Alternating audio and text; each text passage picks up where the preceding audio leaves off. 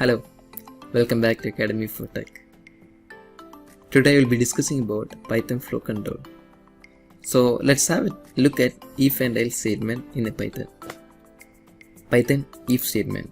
So a program evaluates test expression and will execute the statement only if the test expression is true. If the test expression is false, the statement is not executed. So you can see from the flowchart that first the program is executed line by line. So once the program reaches a test expression, it will try to identify whether the test expression is true or false. If the text expression is false, it will be skipping the body of statement, or else it will be passing through a body of statement.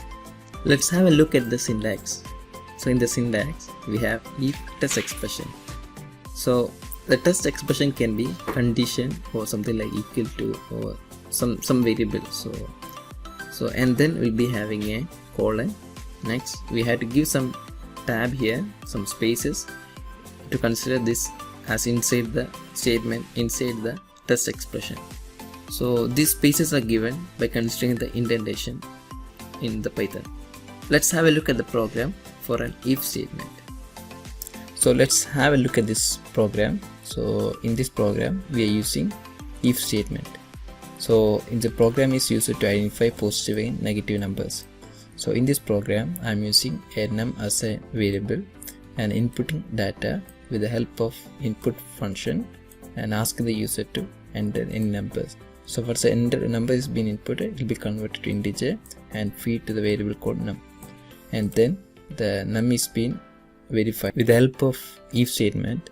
So we have a condition here, num greater than 0, which means that the positive number, so we can print num is a positive number.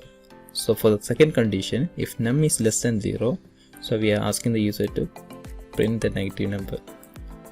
So and finally this is also being printed, this is outside the if statement. So once a program execute like line by line, it will be printing this final statement will be printed. So let's execute the code. So currently I'm typing 5, so I'm typing 5 as an integer, it's a positive integer, and getting the result 5 is a positive number. So this also printed. So again I'm executing the code, same code, giving -5. So -5 is a negative number. So I hope you are able to follow with my program. So this is how we are using if statement. Moving forward with Python if else statement. So we have an additional else statement here. So let's look on the flowchart. So the program evaluates the test expression here, and then it will be executing the body if the condition is true. So if the condition is wrong, it will be evaluating another body of statements. So this is how we are able to execute the program. So let's have a look at the syntax. So we have an if test expression, we have a body of statements, it can have loop with if statement as well, and then if this statement is wrong, it will be going to else statement. So in else we have a body of some another statement, something like print or something, and this will be executed only if this condition is false. So we have an indentation here, so we have to give some space, 3 space, or we can give one tab to indicate that it belongs to a particular else statement or an if statement. Let's have a look at the program. From this program is used to identify positive and negative number by demonstrating the functionality of if and else statement. So here the same method I use the if statement, I'm also using else statement. So whatever input we are getting from the user is being checked, whether it's greater than 0 is considered as a positive, whatever else will be considered as negative. So we are blindly choosing, though these all are negative numbers. So let's take the output. So I'm just giving value code 1 is a positive number, again -1 it's a negative number. Now the program is running fine. So I hope how we can implement if and else statement in your own program. So moving forward with Python if, else if and else statement.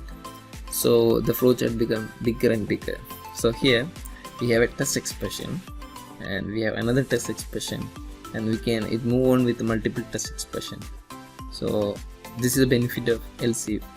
So if I have one condition, this condition is wrong, we have another condition by using else if, and then we can have another condition even if this is wrong. So move on. But we can only have an else statement once in a if statement. So we'll move on with the syntax. So we have if test expression, some body of some other condition, again else if test expression. So again you can keep else if and it's go on. So let's have a look at the program. Let's have a look at this program. In this program, I'll try to identify positive and negative number and also specifically determine 0. So I'm trying to demonstrate if, else and else if statement. So we can have n number of else if statement, but we can have only one else statement. So let's execute the program, ring 0 and getting the output as 0 is 0. So the program goes through this and it's taken the input from the user and checking whether it's greater than 0. Since it's a false, again it's going to else if the value is equal to 0, yes, it's true, so it's printing number is 0. And finally go back to the end statement, print this as also will be printed. So this statement is given for you to identify this is not inside the if statement. So you can also put this statement inside an else statement by giving a tab, executing the program again, trying with a positive number 9. So this is positive, so I'm trying negative 9. So it's a negative, yeah. So when I give you minus 9, I'm getting 9 minus 9 is a negative number. I hope you are able to follow with the program. So how we can use if and else statement in your program. So we are moving with Python nested if else statement. So I am giving an example here. So I hope you are able to follow with the flowchart. So looped nested if means the flowchart become bigger and bigger.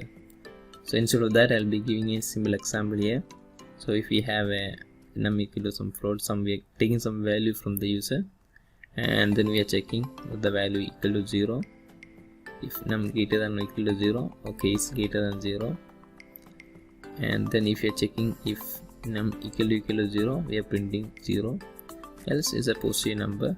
So again, this else belongs to this if condition, printing negative number. In this program, you can see that this if is connected to this else statement, and this if statement is connected to this else statement. So we can also have a multiple number of else if statement as well. I hope you are able to understand. I will move on with the program and see how the concept works. This program is dedicated to demonstrate how we can use nested loop in your own program. So here we have a num, so we are converting the input into the float, and then if the num is greater than 0, if this statement is true,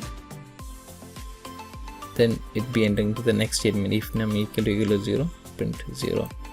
So else if it is wrong, so it becomes as a positive number, or else for this if statement, this else is a negative number, so this won't belongs to any of this. This condition agrees only if the number is 0 or a positive number, else it will be printing a negative number. So let's have a look at this program. So when I'm executing the code, I'm giving a value 0.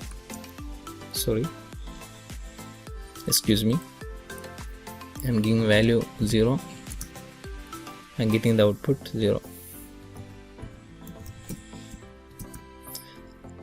I'm executing the code, I'm providing the value 0.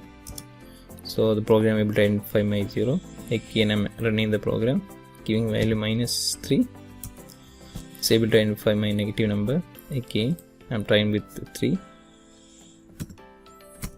So it's a positive number. So now I hope you are able to follow with the how we can do nested loop like if statement. So you can also use a if else statement inside the nested loop. I hope you are able to follow with the current program. I hope you are able to understand the concept of else if and looped else if and multiple else statement you can use in the program. I hope you were able to enjoy my course. Have a great day ahead.